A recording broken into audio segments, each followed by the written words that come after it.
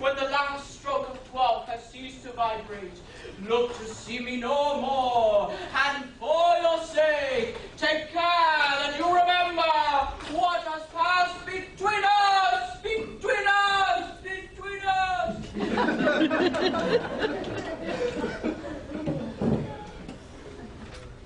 Oh, humbug.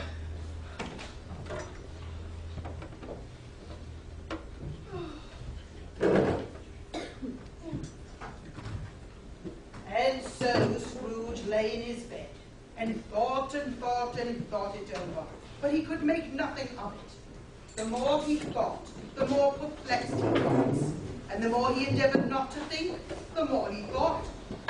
Marley's spirit bothered him exceedingly. Just when he had convinced himself that it was all a dream, his mind flew back again, like a strong spring released to its first position, and presented the problem again to be worked all through.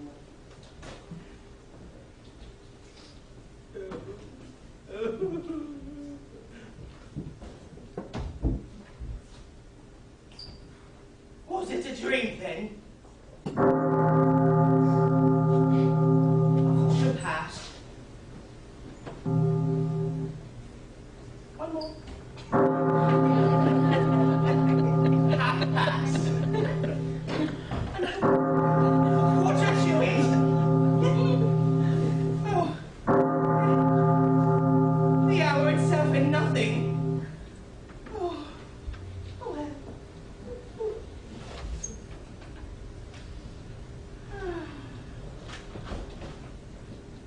Screw!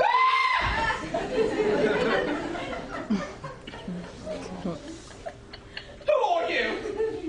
What are you? I am the spirit of Christmas past. What? Who's past? Long past? No, your past. My past? Yes. What did you come here for? Well, your welfare, of course. Well, I can't think of any type of welfare conducive to me but in a night of uninterrupted sleep. Your reformation, then. Rise, take heed, and walk with me. Oh, you're so pretty.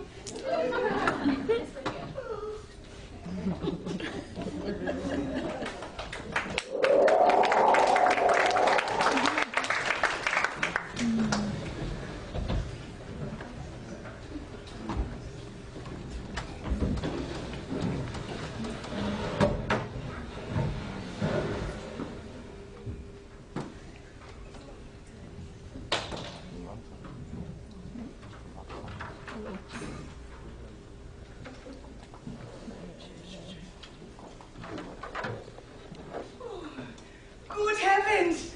I remember this place. I was a boy here. Your lip is trembling, and what is that upon your cheek?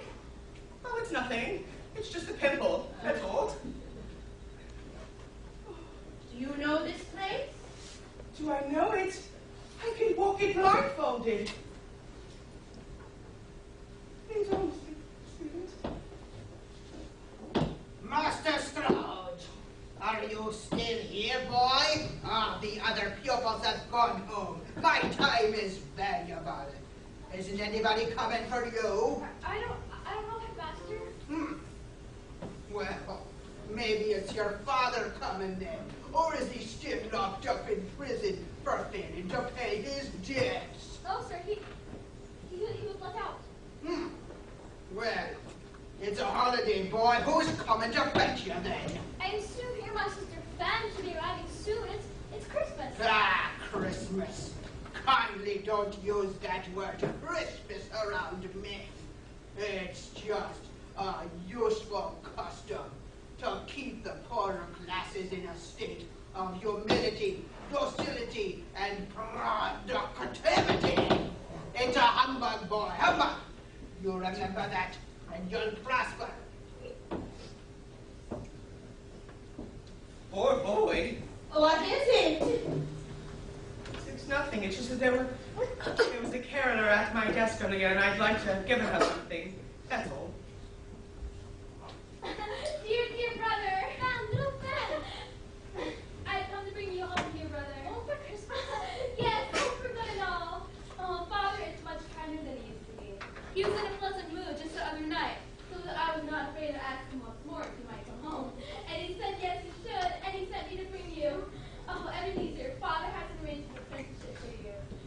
Deanna and begin your career. You'll never have to spend another moment in this dreadful school.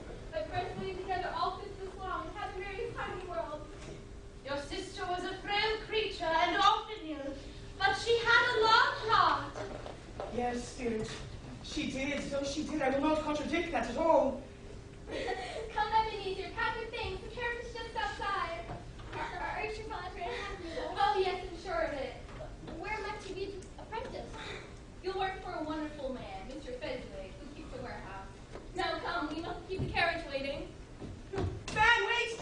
Fan! Your sister died at the young age of a bad chicken cutlet, but she had a son, as I recall. Yes. My nephew, Fred. Yes, your nephew, Ebenezer. The only family you have left. Yes, that is true. Come, Ebenezer, it is time to see another Christmas.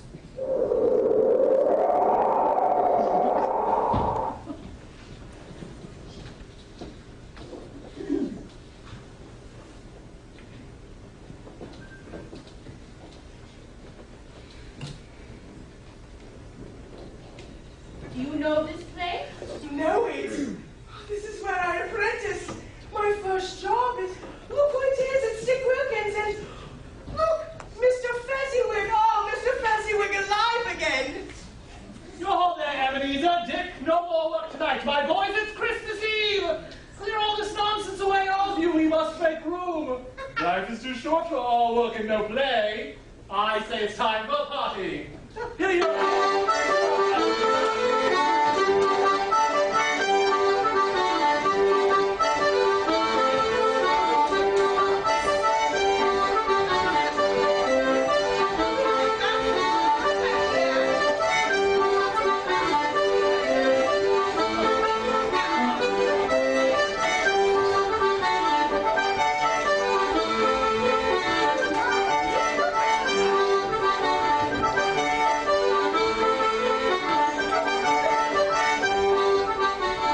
It's such a small thing to make such silly people feel such joy and gratitude. Small thing. Is it not? After all, what did he do, this Fezziwig?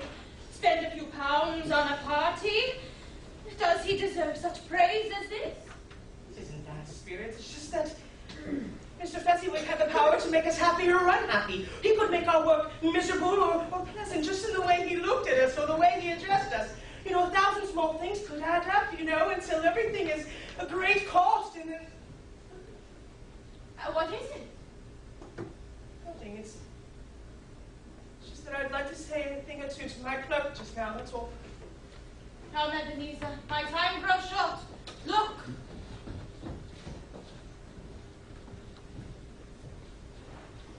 This was not addressed to Scrooge or to anyone whom he could see, but it produced an immediate effect. For now he saw himself again. He was a little older now, a man in his prime of life.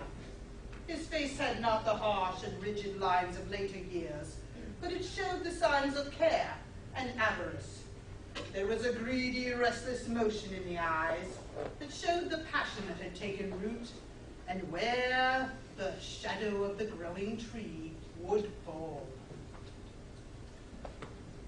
I know it matters very little to you. Another idol has displaced me. But if it can make you as happy as I would have tried to do, I have no reason to cry. What idol has displaced you? A golden one. Well, there's a double standard. How the world speaks so vehemently of poverty, yet it condemns the pursuit of wealth just as harshly.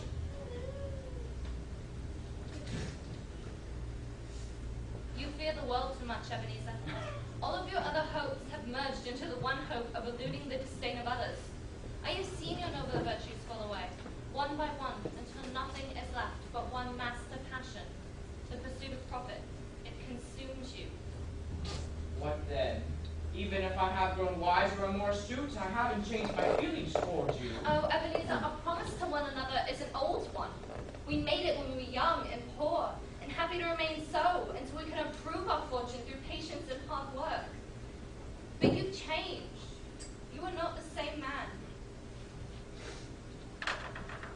Tell me, Ebenezer, if all of this had not happened, would you seek me out and try to win me over now? A poor, dour skull with nothing to bring to a marriage.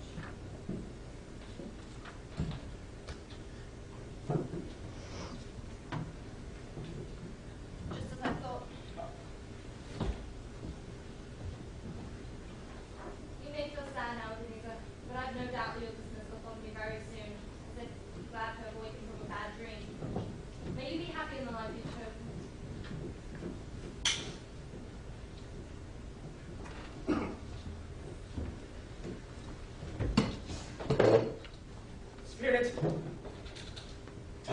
I wish to see no more. Conduct me home. Why do you insist on torturing me? There is one more shadow we must see. No, I don't want to see anymore. Show me home.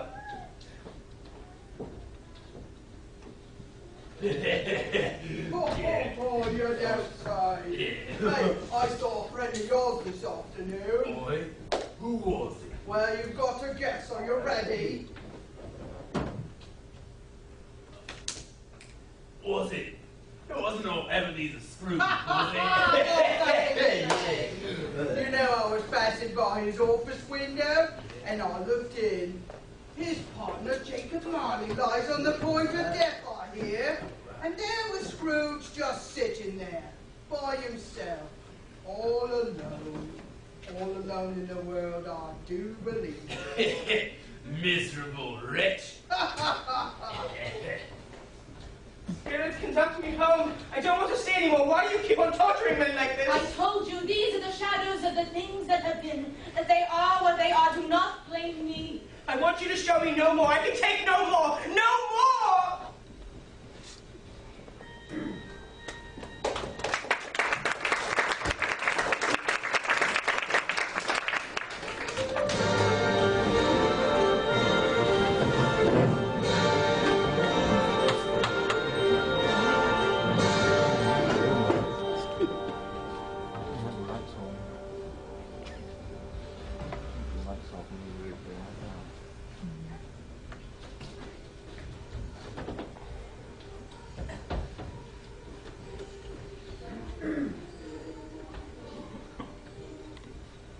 After this mighty struggle, if it could be called a struggle, Scrooge was aware of an irresistible drowsiness and a state of total exhaustion. And furthermore, he found himself again back in his bedchamber. He barely had time to reel himself into bed before he fell into a heavy slumber.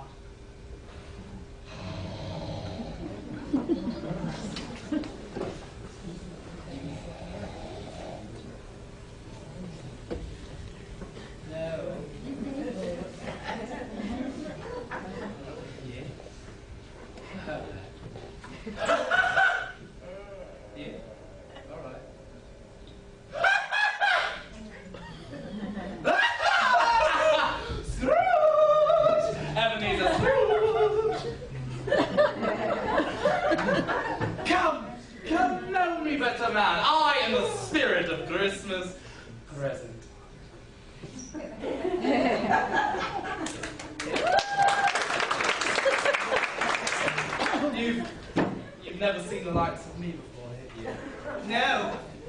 Never. You've never walked with any of my brothers in these elder years. Have you had many brothers? Oh, more than 1,800. My heavens, that certainly is a tremendous family to provide A for. lot of chicken cutlets. Yes. Come, know me better, man. Take hold of my robe. And where, pray tell me, are we going? You shall see. It's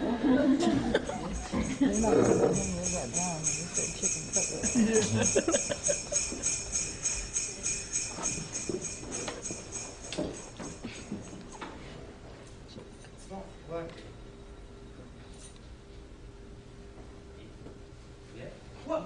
What might you sprinkle from your torch? Well, it has its own flavour, doesn't it? My own, actually. Your own? Yes. And it applies to many families. Does it apply to a dinner on this evening? Yes, to any, but to a poor one the most. Why to a poor one most? I don't know, Ebenezer, because it needs it most. Why do you, of all the beings in all the many worlds, decide to craft these people's opportunity of innocent enjoyment? Ah. You seek to close these shops on the seventh day, only day to which they seem to have been able to dine at all, wouldn't you? Ah. Well, you do seek to close these shops on the seventh day, and it all comes to the same, doesn't it? I seek.